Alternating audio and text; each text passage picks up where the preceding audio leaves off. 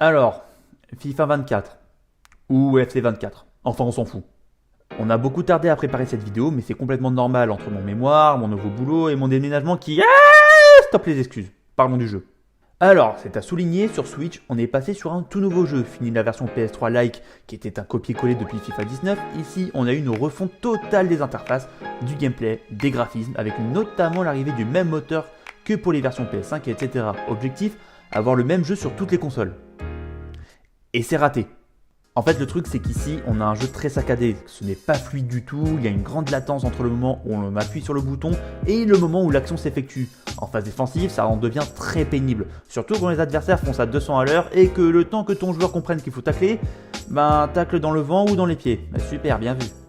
Quand on joue sur la télé, c'est encore pire. C'est encore plus saccadé, ça en devient injouable. Ajoutons à cela des bugs assez lunaires, genre une frappe qui passe à plus de 2 mètres à côté du but où tu vois tout le monde célébrer parce que... Il y a eu but là? Et bref, c'est cool de vouloir mettre le même mode de jeu, le même contenu que sur PS5 et compagnie, mais là niveau prise en main, fluidité, gameplay, c'est une catastrophe. Si c'était pour ça, franchement, valait mieux refaire un énième copier-coller comme c'était le cas depuis FIFA 19. Nul.